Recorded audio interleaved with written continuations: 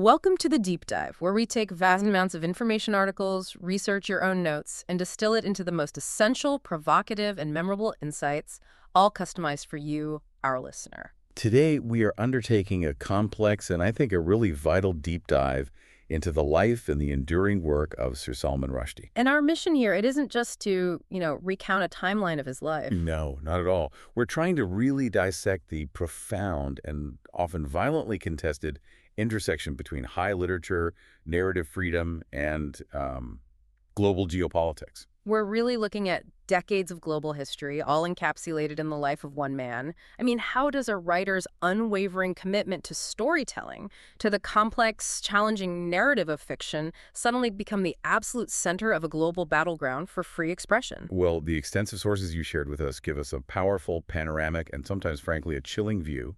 They span his celebrated literary career, his very pointed political commentary, and then, of course, the meticulous documentation of the decades of threats against him. And what makes this story so powerful, for me at least, is this fundamental tension at the core of Rushdie's public identity. It's almost irreconcilable. It is. On the one hand, he is unequivocally a literary giant. I mean, a Booker Prize winner, a master of magical realism. Right. A writer whose most famous work was recognized not just once, but twice as the best novel of all winners in the award's entire history. Yeah. This is the artist celebrated by the Academy, by his peers. And then on the other hand, you have this identity that the world basically forced on him. Exactly. The man who spent years in effective hiding under state protection, the man who lived with a public death sentence hanging over his head, and then just recently, the man who survived a horrific, brutal attempt on his life. In front of a live audience. In front of a live audience. It's this profound duality, the artist versus the reluctant activist, the British, Indian, and American citizen of Kashmiri Muslim heritage who, just by writing, was forced to lead a life perpetually on the edge of a global conflict. That's what we need to focus on. Okay, so let's unpack this journey. Where do we even begin? I think we have to start with the formative years, right? The influences that shaped his voice. Absolutely. He was born Ahmed Salman Rushdie in Bombay in 1947. A very precise and pivotal moment. Incredibly so. It literally coincides with the birth of independent India, almost to the stroke of midnight. You couldn't write it better. And his family background it's fascinating, highly intellectual.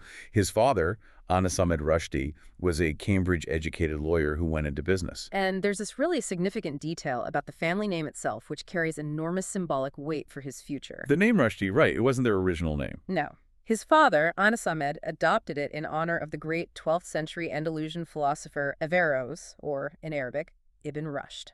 Ibn Rushd. And he was a giant of rationalist thought, wasn't he? A giant. Averroes was renowned throughout Europe and the Islamic world for his secular rationalist interpretations of philosophy, particularly Aristotle. And this often put him at odds with orthodox theology. So the name itself is a statement. It's a statement. This lineage, consciously adopted by his father, acknowledges a history of critical rationalist thought within a Muslim context. It sets an intellectual stage that would be so dramatically reflected in Rushdie's later insistence on higher criticism and critical inquiry. His education followed a pretty traditional path for high achievement at the time. Very rigorous. He went from the Cathedral and John Connon School in Bombay to the very structured environment of Rugby School in England, and then eventually graduated from King's College, Cambridge, in 1968 with a degree in history. But what really seems to define his early mind are these unexpected, almost contradictory literary influences he was absorbing. The influences are, as you say, wonderfully eclectic. Yeah. They really suggest that blend of high fantasy and grounded, complex narrative that would become his signature style. And he credits one specific book as foundational? He does, The Wizard of Oz. He claims it was the book that made a writer of me. An American fantasy shaping the voice of a future British Indian novelist? That's amazing. It is. And then he also soaked up the British literary tradition, P.G. Wodehouse, Agatha Christie. And he had a deep, deep affection for Lewis Carroll. He said he can still recite the whole of Jabberwocky from memory. Which speaks volumes about a love for language play, for nonsense, for irreverence. And then there's the high fantasy element. Oh, it's huge. J.R.R. Tolkien. He became obsessed with The Lord of the Rings when he was 16. Hmm. Apparently, he could recite the inscription on the ruling ring in the dark language of Mordor. So his mind just naturally gravitated towards creating these complex, internally consistent other worlds. Exactly. And then there's this incredible cultural detail he shares about his family, about how they treated books. It perfectly illustrates his cultural hybridity and the deep reverence for the written word that was instilled in him. Tell us about that. Well, he recalls the traditional Indian custom of kissing holy books, like the Quran if they were dropped, as a sign of respect. Right. But in the Rushdie household, that deep, almost sacred respect was applied universally, secularly. They would kiss dictionaries if they fell, atlases, Enid Blyton novels, Even comics. even Superman comics. If they fell to the floor, you picked them up and you kissed them. It speaks to a deep, generalized reverence for the written word, regardless of its spiritual or cultural weight. It sort of places the writer on par with the divine messenger. It's a perfect anecdote. Now, before any of the literary awards, and certainly before any of the death threats, he had a truly surprising and very successful professional detour. He was a copywriter. An ad man? And a very good one. For major firms like Ogilvy and Mather and Air Barker, right up until 1982. This is one of those details that just provides genuine insight into his skill as a wordsmith, isn't it? I mean, to be an effective copywriter, you have to distill a huge concept into a tiny, memorable phrase. He's the undisputed genius behind the word irresistible for the Aero chocolate bar. No way. Yes. And he coined the incredibly famous and sticky phrase, naughty but nice, for cream cakes. He wrote that. He did. And maybe the most enduring of all, the line that is still synonymous with a global financial brand for American Express, he coined, "That'll do nicely." That is incredible. That ability to capture a global brand in 3 simple words, it shows a mastery of language that's completely different from, but also complementary to, the sprawling prose of his novels. And the most fascinating part is that he wrote Midnight's Children while he was still working at Ogilvy. So these two things were happening at the same time. The concise, persuasive language of commerce and the sprawling, complex language of literature. Simultaneously. It wasn't until Midnight's Children had its massive breakthrough that he was able to become a full-time writer. And what a breakthrough it was. His work is primarily categorized as postmodern, right? Relying heavily on magical realism. Yes, that crucial blending of fantasy and reality, which he uses to explore postcolonial themes, migration, and the intricate, often disruptive connections between East and West, always rooted in the Indian subcontinent. Let's talk about that magical realism for a second. In his hands, it's not just whimsy, it's a political tool. Absolutely. Midnight's Children, published in 1981, really established this technique. The novel follows Salim Sinai, the narrator, who was born precisely at the stroke of midnight when India gains independence. And because of this, Salim, along with the other 1,000 children born in that first hour, develops supernatural powers. Which are literally linked to the fate of the new nation. The magic and the realism is the necessary mechanism to handle the overwhelming, chaotic, and often violent reality of postcolonial nation building. So by giving the Midnight Children these supernatural gifts like telepathy or the ability to shrink or transform, he's creating a powerful metaphor. A metaphor for the dashed hopes, the fragmented identities, the immense unruly energy of a young nation. It's no wonder it won the Booker Prize that year. And then it went on to win the Best of the Booker's Prize twice on the 25th and 40th anniversaries of the award. It's just cemented its status as a defining literary work. It has. And he's spoken about its complex lineage. He mentions the influence of India's oral narrative traditions, but also the more formal structures of the English novel. Specifically Jane Austen and Charles Dickens. Right. Austen for her keen portraits of brilliant women caged by social convention, and Dickens for his descriptions of a rotting, Bombay-like city teeming with life and injustice. It just reinforces the cosmopolitan, synthetic nature of his imagination. He's meshing these nested oral stories with the keen social observation of the 19th century English novel. And his subsequent works immediately cemented that reputation. Shame, in 1983, tackled the political turmoil in Pakistan with characters who were thinly veiled versions of Zulfikar Ali Bhutto and General Zia-ul-Haq. And he wasn't just focused on South Asia. In 1987, he wrote a nonfiction travelogue, The Jaguar Smile, about his experiences in Sandinista Nicaragua. So by the late 1980s, he's an established literary force, a global intellectual, deeply engaged with political movements. He was critically still largely celebrated. Until the publication of his next novel. Yes. The success that flowed from his literary mastery, his hybridity, his irreverence, would suddenly be turned into the very weapons used against him. And that brings us to 1988, and the publication that irrevocably changed not just his life, but the global conversation around the limits of free speech. The Satanic Verses. Published in September 1988, Yeah. and it was immediately recognized for its literary merit. It won the prestigious Whitbread Award. But the focus, as we all know, shifted very quickly from its literary quality to its perceived content. The core controversy revolved around what a significant and soon-to-be very radicalized segment of the global Muslim population saw as an irreverent and blasphemous depiction of the Prophet Muhammad. And he's referred to in the book as Mahound. Right, and we need to unpack the specifics of the theological offense here because it's crucial to understanding what happened next. First, that name, Mahound. It's deliberately provocative. Yeah. It's a derogatory medieval Christian term for the prophet, often associated with the Crusades. So its use in the novel immediately signaled disrespect to many readers. And the title itself, the Satanic Verses, that refers to a deeply contentious tradition within early Islamic history, doesn't it? Precisely. The core dispute is around this idea of the Satanic Verses. The tradition suggests that the Prophet Muhammad initially received verses, which he later claims were inspired by Satan and revoked, that accepted the intercession of 3 pre-Islamic pagan goddesses. To appease the powerful Meccan merchants. Exactly, to sort of smooth the path for his new faith. The orthodox theological consensus today is that this event either didn't happen or that the story is fundamentally flawed. But the novel doesn't just reference this historical dispute. It uses a narrative device that really radicalized the perception of the offense. That is the critical distinction. In the novel, the disputed verses are presented as originating not from human mistake or satanic deception, but from the archangel Gabriel himself. Who is supposed to be delivering the infallible, uncorrupted Word of God. So, by implying divine origin for something later deemed false, Rushdie's narrative choice was taken by many to directly challenge the textual integrity and, most fundamentally, the divine origin of the Quran's revelation. The immediate reaction, even before the fatwa, was decisive. Massively so. The book was banned in 20 countries with large Muslim populations: India, Iran, Pakistan, South Africa. This was a global political censorship campaign targeting a work of literature. But the true firestorm, the event that turned this literary controversy into an existential security crisis, that ignited on a very specific date. February 14th, 1989.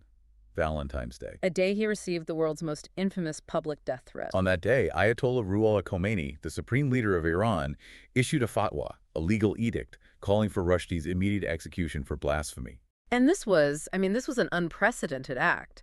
A state leader issuing a death warrant against a civilian writer in a foreign country. And it happened even though, and this was confirmed later by his own son Khomeini himself, had never actually read the book. He never read it. Never. The outrage was based on reports, summaries, and perceived political threat, not literary analysis.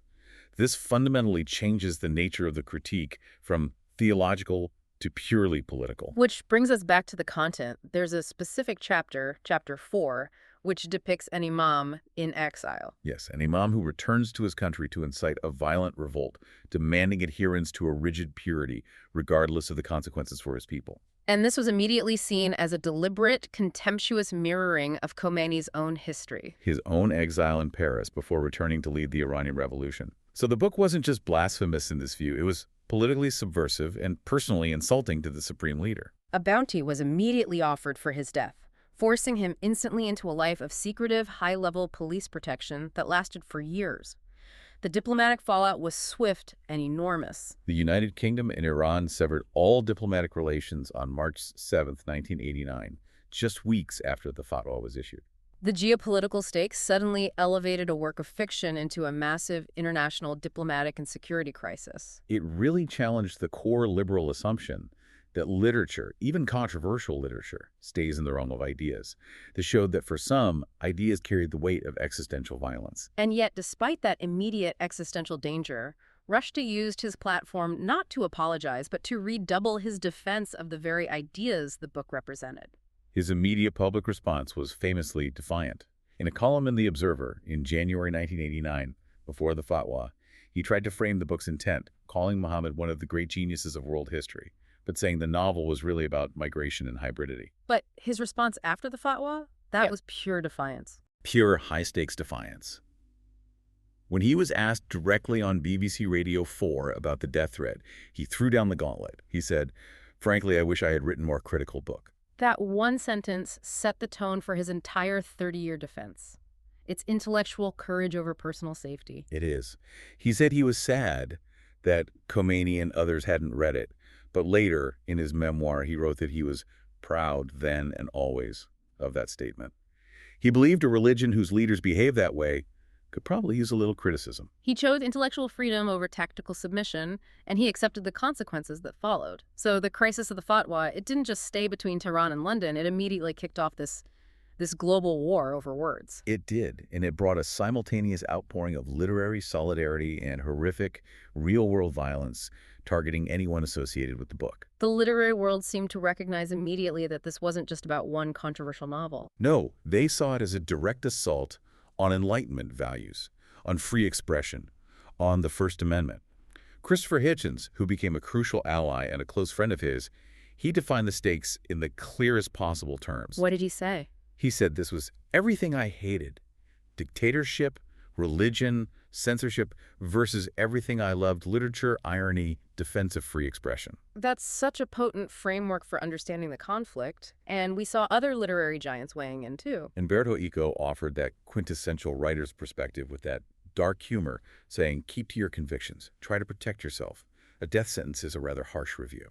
A harsh review. And critically, this wasn't just a Western defense, was it? We saw solidarity coming from within the broader Muslim intellectual community. Yes, and that's so important. Naguib Mahfouz, the Egyptian Nobel laureate, he said the terrorism Rushdie faced was unjustifiable, indefensible, and he added the profound observation that one idea can only be opposed by other ideas. He was arguing for debate, not violence. And this intellectual defense, it actually materialized formally. It did. In 1993, 100 Muslim and Arab intellectuals published a collection called For Rushdie, expressing solidarity, condemning the fatwa as intolerable and having nothing to do with the tolerant Islam they were taught. They saw the danger that religious fanaticism posed to creative freedom globally, regardless of the target. But this defense of the word, it came at a terrible price. The decade that followed saw widespread riots, protests, firebombings of bookstores all over the world, particularly those stocking the Satanic Verses. And most tragically, the violence escalated to target those who facilitated the book's publication. This is the grim reality of the human cost. We need to detail the scale of this targeted violence because it was designed to terrify the entire chain of publishing. And it was devastatingly effective. In 1991, the Japanese translator, Hitoshi Igarashi, was stabbed to death at Tsukuba University. Just for translating the book? Just for translating it. The Italian translator, Ettore Capriola, was also stabbed, but thankfully he survived. Then in 1993, the Norwegian publisher William Nygaard was shot 3 times outside his home in Oslo. He survived, but only just. Only through immense medical effort. The message was crystal clear. Simply being associated with Rushdie's work was a life-threatening choice. And even before these attacks on his associates, there was a shocking failed attempt to kill Rushdie directly in London. Yes, on August 3rd, 1989, less than 6 months after the fatwa, a man using the alias Mustafa Mahmoud Maza was priming a powerful book bomb loaded with RDX explosives in a Paddington hotel. And the bomb went off prematurely? It did. It detonated, killing Maza instantly and destroying 2 floors of the hotel. And this man, he's not just a failed terrorist. He is tragically recognized by hardliners as the first martyr to die on a mission to kill Rushdie. He has a prominent shrine in Tehran's largest cemetery. It just underscores how deeply this mission was integrated into the hardline political religious apparatus. It does. And the cultural reaction wasn't just violence. It also included some bizarre, almost surreal propaganda. Like the 1990 Pakistani film International Guerrillas. Which is a surreal reflection of how he is being publicly demonized. The film depicts Rushdie as this James Bond-style villain plotting Pakistan's downfall through casinos and discos before being killed by 4 righteous Pakistani guerrillas. And what's truly insightful is Rushdie's incredibly savvy reaction to the film possibly being banned in the UK. He actually wrote to the British Board of Film Classification and told them not to ban what he called this trash film. Why? He argued that censoring it would only grant it notoriety, validating its message and turning it into a hotter underground hit. That reveals his core philosophy, doesn't it? Censorship, even of bad ideas, just gives power and myth to the censors. Exactly. He understood that the best way to deal with bad ideas is not to silence them, but to expose them to the light of criticism and ridicule. During this decade, Rushdie lived largely underground under constant protection. He adopted the secret alias Joseph Anton. A name composed of the first names of two of his favorite writers, Joseph Conrad and Anton Chekhov. It later became the title of his 2012 memoir about those years. The psychological toll of that must have been immense. Not being able to tell friends where you live, your kids having to learn protocols, constantly moving. And yet, despite the extreme security, he managed these bursts of defiant public visibility. He was deliberately undermining the idea that the Fatwa had imprisoned him completely. And that appearance in 1993 at the U2 concert at Wembley Stadium is just fantastic. A monumental moment of defiance. U2's singer Bono had been making a ritual of calling Rushdie from the stage every night on that tour, this symbolic gesture of solidarity. And then one night, he actually showed up. He showed up, and the stadium reportedly erupted with spontaneous support. The sources confirmed that he frequently used a backstage pass to attend concerts, proving that even a man supposedly in absolute hiding was determined to experience life and art in freedom. Though his life in hiding was still fraught with challenges, he even had legal trouble with a former bodyguard who published a book claiming he tried to profit from the fatwa and was suicidal. Right, which highlights the psychological warfare of his situation. Rushdie dismissed the claims as a bunch of lies and successfully sued the publisher. He was fighting both the external death threats and these internal narrative attempts to dehumanize him. As the 90s wore on, the fatwa remained this unresolved global problem. Then in 1998, there was a tentative breakthrough under Iran's more moderate president at the time, Mohammad Khatami. It was a diplomatic breakthrough, not a spiritual one. As a precondition for restoring diplomatic ties with the UK, the Iranian government committed to neither support nor hinder assassination operations against Rushdie. But this commitment, it proved to be purely cosmetic, didn't it, in terms of ending the actual threat? Absolutely. It was a governmental diplomatic gesture to restore trade. But crucially, the hardliners, including Ayatollah Ali Khamenei, who later became the supreme leader, and the Revolutionary Guards, they repeatedly and publicly reaffirmed that the death sentence was religiously binding and could not be revoked by the government. And they kept increasing the bounty. Consistently. It reached $3.3 million by 2012, and it grew again in 2016. The threat remained privatized and decentralized among hardline organizations, even if the government pretended to step back. Which led to that dark humor he developed to cope. He reported receiving a yearly reminder of the vow to kill him every February 14th, his unfunny Valentine. He eventually came to treat the threat as rhetoric rather than a real threat, a dangerous but understandable psychological defense mechanism. Yeah. But that distinction between rhetoric and reality is key, as this sustained threat forced you to become much more than just a novelist. Right, the sustained threat forced Rushdie to evolve, didn't it? He became one of the world's most articulate and uncompromising defenders of secularism and free expression. His own experience became the lens through which he analyzed the global rise of religious extremism and authoritarianism. And to understand his philosophy, we have to clarify his personal religious stance. It's often distorted by his opponents. It is. While he comes from that liberal Kashmiri Muslim family, he has been extremely clear about his personal beliefs. He identifies unambiguously as a hardline atheist, a secular human being who doesn't believe in supernatural entities of any kind. Which is why his intellectual work has focused so heavily on scrutinizing the role of religion in society, using historical and critical methods. This foundation led to his powerful advocacy for a profound internal change within Islam itself. In 2005, he published an op-ed in the Washington Post and the Times calling for a Muslim reformation.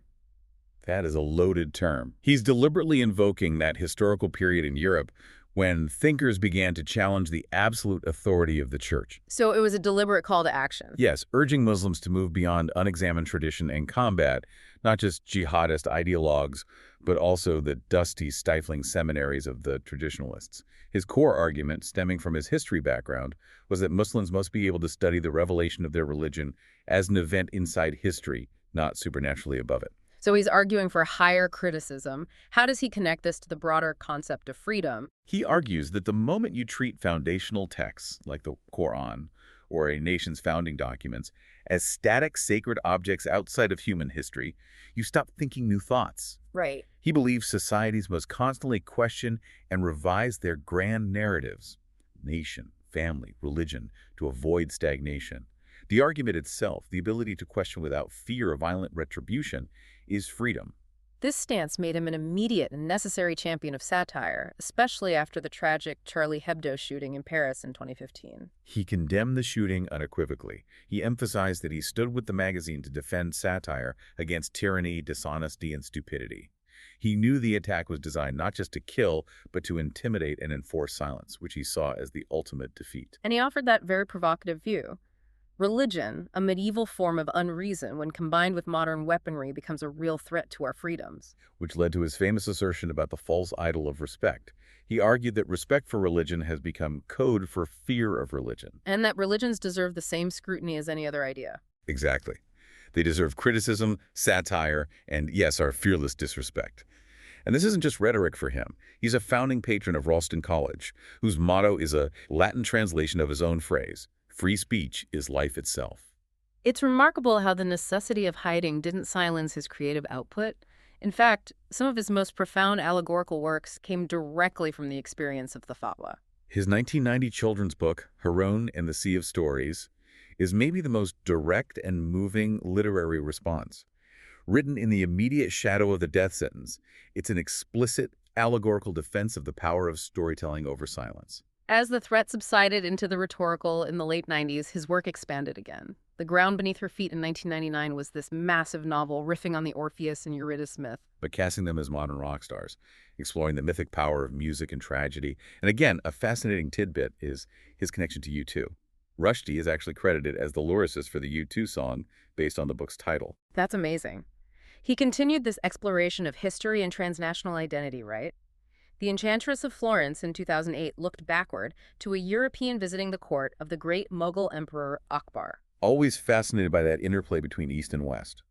Then, in 2015, 2 years, 8 months, and 28 nights was a modern, magical realist take on 1001 Nights with a war against jinns.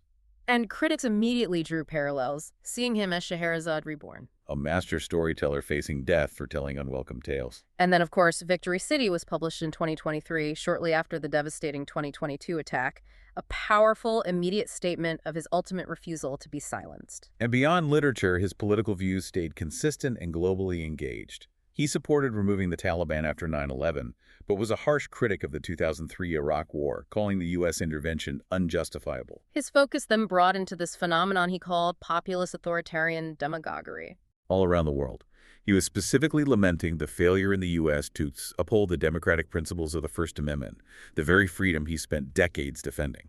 And his criticism extends pointedly to his country of birth, India. Yes, he's consistently criticized the ruling BJP party and Prime Minister Narendra Modi. And he spoke out about the revocation of Jammu and Kashmir's special status in 2019, calling it an atrocity. He suggested a direct link between that political heavy-handedness and the fueling of extremism in the region. Precisely.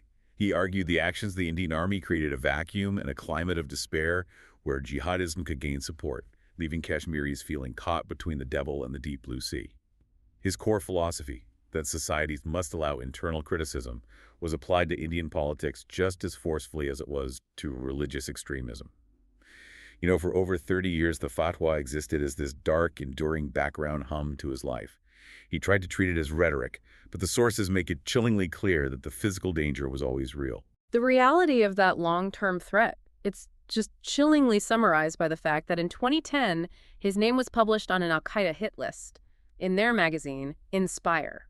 Alongside figures like Ayaan Hirsi Ali and the staff of Charlie Hebdo, many of those on that list were subsequently attacked or murdered.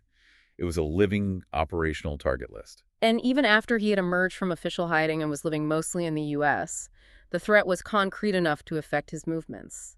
In 2012, he had to cancel an appearance at the Jaipur Literature Festival. Because local police had credible intelligence that paid assassins were being sent to kill him. And that Jaipur incident is crucial because it showed the continued power of the threat to enforce censorship even a quarter-century later. It did. When Rushdie canceled, 4 other Indian authors read excerpts from the banned novel in protest. A brave act. An incredibly brave act, which led to their immediate forced flight from the festival due to the threat of arrest and public outcry. The government even pressured the festival to cancel a proposed video link session with him. So the Fatwa functioned as this self-enforcing system of international censorship. Using fear and sporadic violence to achieve its aims. And all of this history, It led inexorably to the horrifying events of August 12, 2022.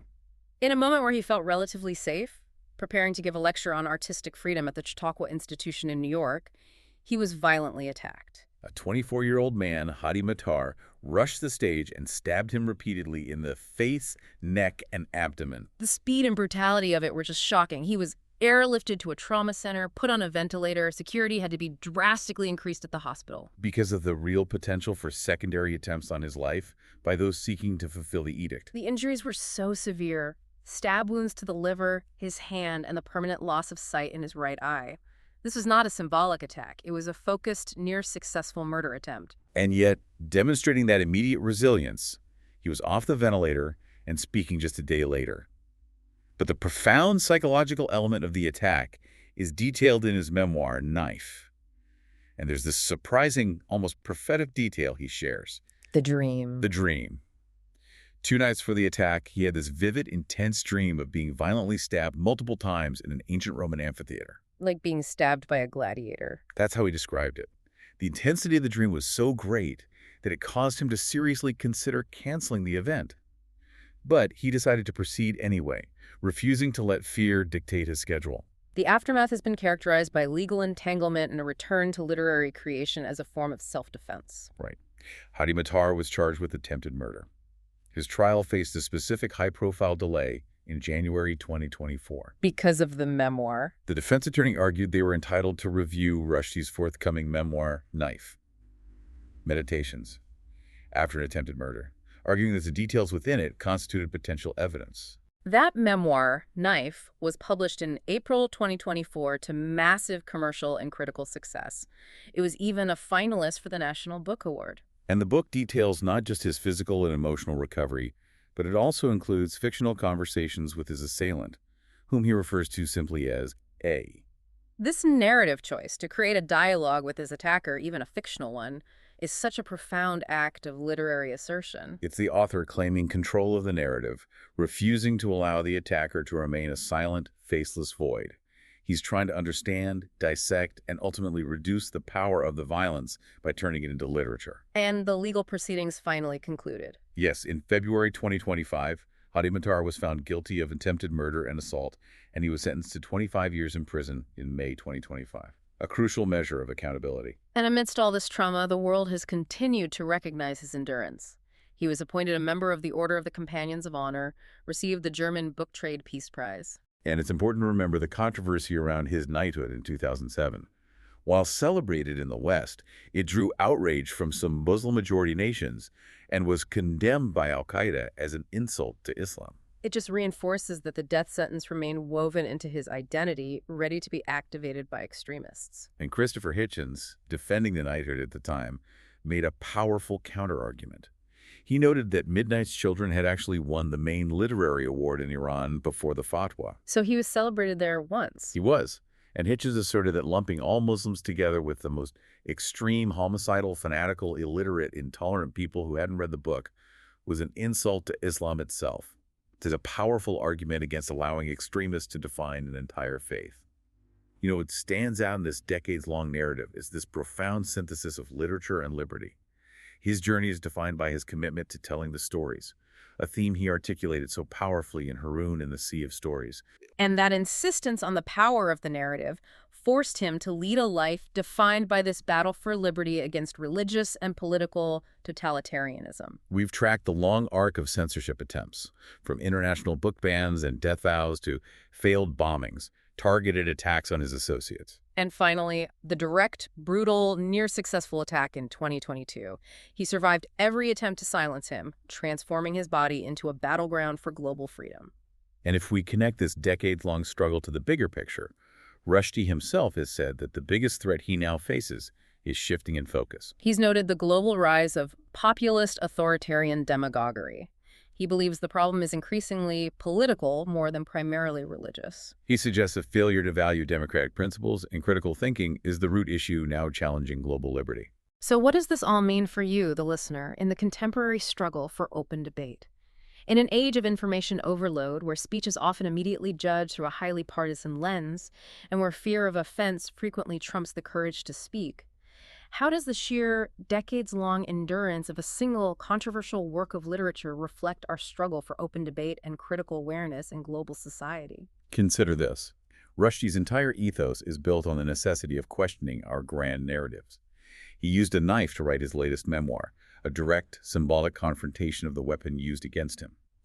The writer transforming violence into art is perhaps the ultimate act of intellectual defiance. If we become a society where fear of offense replaces the courage to critically examine our foundational stories, whether they are stories of faith, nation, or ideology, we risk building the kind of stagnant, suffocating prison Rushdie has always fought to escape. The only way to win a war over words is to keep speaking and to keep demanding the right to think new thoughts.